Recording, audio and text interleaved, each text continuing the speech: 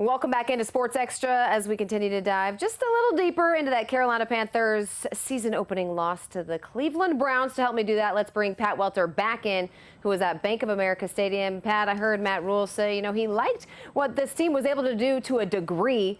Once they started clicking, that was a key word right there, once they started clicking. What was behind, though, the Panthers' slow start here today?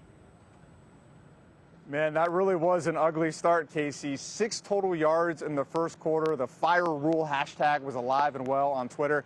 And honestly, based on what we've seen the last 2 years, I think it was justified.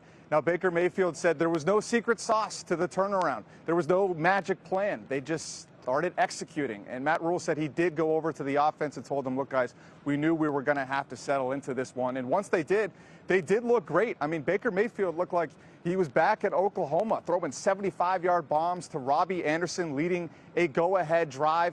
The problem, it wasn't the game-winning drive. They did not win this game, and that is the key takeaway here. And it's being positioned a little bit by Matt Rhule and the players as a moral victory. I don't necessarily see it that way. When you're in your 3rd year as a head coach and you're trying to make the playoffs, arguably need to make the playoffs to keep your job, you have to win games like this at home against a backup quarterback in Jacoby Brissett. They did not do that, and I think it could haunt them. Well, let's take a look at Baker Mayfield. I heard him say that, we were making such a big deal about this game, calling it like a Super Bowl. I mean, you got to think that he felt a little bit, he wanted this to be a revenge game going up against his former team. You saw him there in the post game. What would you get his feelings going up against his former team? Well, the first word he used was disappointed, and that goes to his performance. He had several fumbled snaps throughout the game. He was consistently getting passes batted down, also had that pick that he called kind of a slight miscommunication there with Shi Smith, and he was the first one to admit that that was all on him. He needs to stay under center longer. He needs to find better windows to pass the ball. That's something he's going to work on.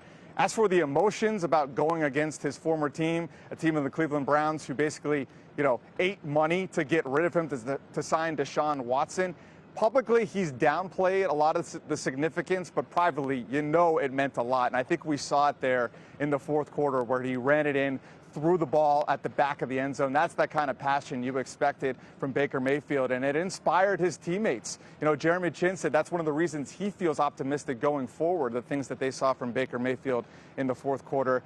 He said he was actually more emotional going against Texas Tech, his former college team, than he was against the Browns, but he also admitted that Cleveland's where he started his career, spent 4 years there, and it's a place that's always going to be special, and that always means a lot. Well, Pat, talk about starting your career. Former NC State stud IK Enekos starting in his first NFL regular season game. There was a few welcome to the league moments, especially going up against arguably one of the top edge rushers in the entire league in Myles Garrett. You spoke with him after the game. How would you assess his performance? Look, Ike's a guy that has a lot of pride. Anybody who covered him at NC State knows that. So he was very disappointed that he got beat there a few times. And those were big plays there in the 3rd quarter against Myles Garrett, who beat him not once but twice in a row, one play being a strip sack at a very key moment in the game.